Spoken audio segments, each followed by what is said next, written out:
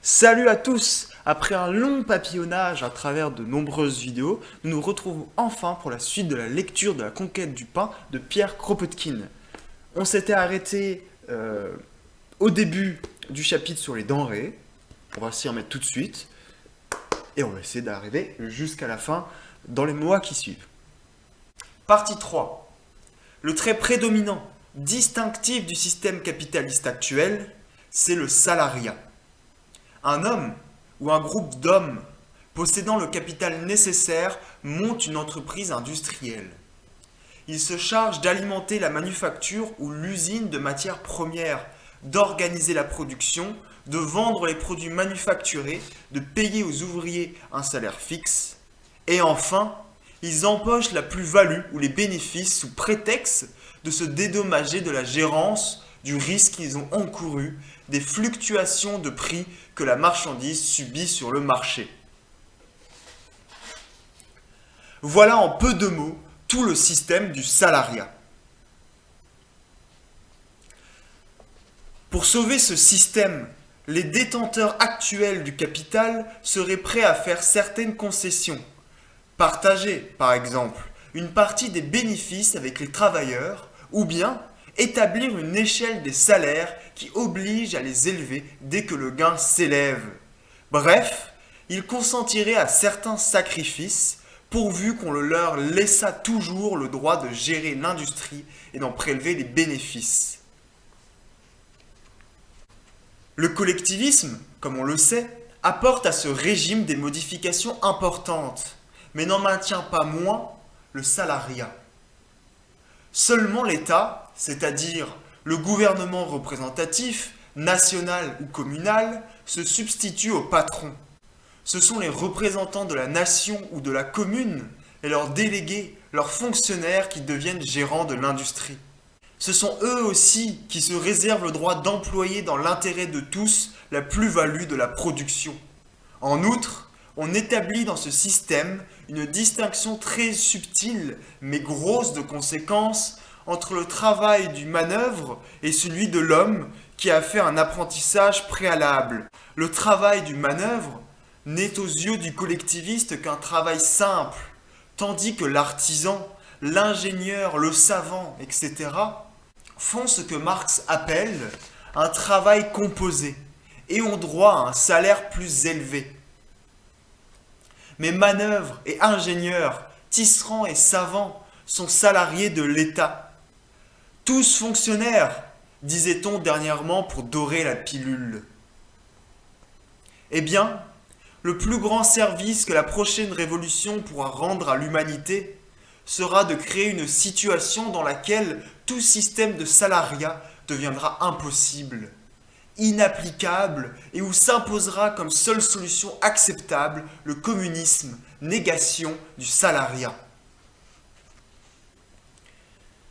Car en admettant que la modification collectiviste soit possible, si elle se fait graduellement pendant une période de prospérité et de tranquillité, nous en doutons fort pour notre compte, même dans ces conditions. Elle sera rendue impossible en période révolutionnaire parce que le besoin de nourrir des millions d'êtres surgira au lendemain de la première prise d'armes.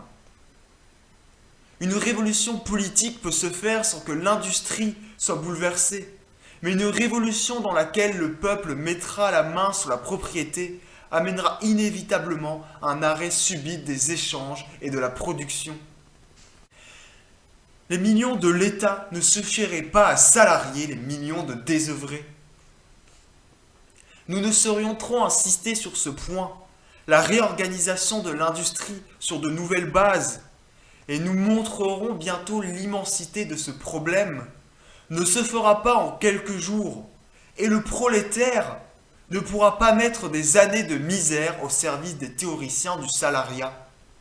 Pour traverser la période de gêne, il réclamera ce qu'il a toujours réclamé en pareille occurrence, la mise des denrées en commun, le rationnement.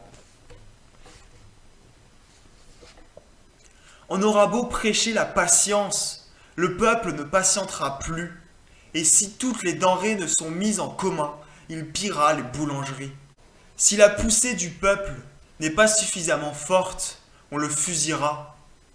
Pour que le collectivisme puisse expérimenter, il lui faut l'ordre avant tout, la discipline, l'obéissance. Et comme les capitalistes s'apercevront bientôt que faire fusiller le peuple par ceux qui s'appellent révolutionnaires est le meilleur moyen de le dégoûter de la révolution, ils prêteront certainement leur appui aux défenseurs de l'ordre, même collectivistes. Ils y verront un moyen de les écraser plus tard à leur tour. Si l'ordre est rétabli de cette façon, les conséquences sont aisées à prévoir. On ne se bornera pas à fusiller les pillards. Il faudra chercher les auteurs de désordre, rétablir les tribunaux, la guillotine, et les révolutionnaires les plus ardents monteront sur l'échafaud. Ce sera un renouvellement de 1793. N'oublions pas comment la réaction triompha au siècle passé. On guillotina d'abord les hébertistes, les enragés, ceux que Mignet, sous le souvenir tout frais des luttes, appelait encore les anarchistes. Les Dantoniens ne tardèrent pas à les suivre, et lorsque les robespierristes eurent guillotiné ces révolutionnaires, ce fut leur tour d'aller à l'échafaud. Sur quoi le peuple dégoûté, voyant la révolution perdue, laissa faire les réactionnaires. Si l'ordre est rétabli, disons-nous, les collectivistes guillotineront les anarchistes, les possibilistes guillotineront les collectivistes, et enfin, ils seront guillotinés eux-mêmes par les réactionnaires. La révolution sera à recommencer. Mais tout porte à croire que la poussée du peuple sera assez forte et que lorsque la révolution se fera, l'idée du communisme anarchiste aura gagné du terrain. Ce n'est pas une idée inventée, c'est le peuple lui-même qui nous la souffle, et le nombre des communistes augmentera à mesure que deviendra plus évidente l'impossibilité de toute autre solution.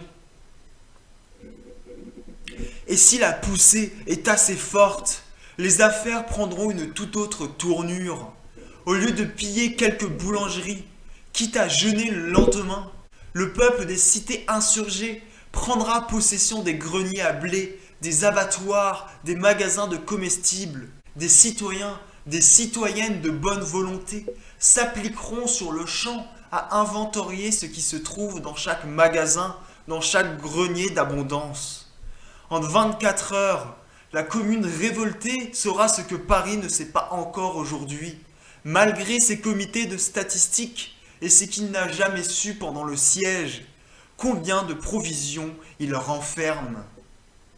En 2 fois 24 heures, on aura déjà tiré à des millions d'exemplaires les tableaux exacts de toutes les denrées, des endroits où elles se trouvent emmagasinées, des moyens de distribution. Dans chaque pâté de maison, dans chaque rue et chaque quartier, se seront organisés des groupes de volontaires, les volontaires des denrées, qui sauront s'entendre et se tenir au courant de leurs travaux. Que les baïonnettes jacobines ne viennent pas s'interposer, que les théoriciens, soi-disant scientifiques, ne viennent rien brouiller, ou plutôt, qu'ils brouillent tant qu'ils voudront, pourvu qu'ils n'aient pas le droit de commander. Et avec cet admirable esprit d'organisation spontanée que le peuple, et surtout la nation française, possède à un si haut degré dans toutes ses couches sociales, et qu'on lui permet si rarement d'exercer, il surgira, même dans une cité aussi vaste que Paris, même en pleine effervescence révolutionnaire, un immense service librement constitué pour fournir à chacun les denrées indispensables. Que le peuple ait seulement les coudées franches, et en 8 jours le service des denrées se fera avec une régularité admirable. Il ne faut jamais avoir vu le peuple laborieux à l'œuvre. Il faut avoir eu toute sa vie le nez dans les paperasses pour en douter. Parler de l'esprit organisateur du grand méconnu, le peuple, à ceux qui l'ont vu à Paris aux journées des barricades ou à Londres lors de la dernière grande grève qui avait à nourrir un demi-million d'affamés. Ils vous diront de combien il est supérieur au rond de cuir des bureaux. D'ailleurs, dut-on subir pendant 15 jours, un mois, un certain désordre partiel et relatif, peu importe. Pour les masses, ce sera toujours mieux que ce qu'il y a aujourd'hui. Et puis, en révolution, on dîne en riant, ou plutôt en discutant d'un saucisson et d'un pain sec sans murmurer. En tout cas, ce qui surgirait spontanément sous la pression des besoins immédiats serait infiniment préférable à tout ce que l'on pourrait inventer entre quatre murs, au milieu des bouquins ou dans les bureaux de l'hôtel de ville. Voilà, c'était la fin de la deuxième partie du chapitre Les denrées de la conquête du pain. On se retrouve très bientôt pour la prochaine lecture, la suite. En attendant, n'hésitez pas à rejoindre le Discord, l'Instagram ou les réseaux sociaux. Lien en description de la chaîne, le Discord est en description de la vidéo. Mettez un j'aime la vidéo, partagez et abonnez-vous si vous le souhaitez. Sur ce, salut à tous!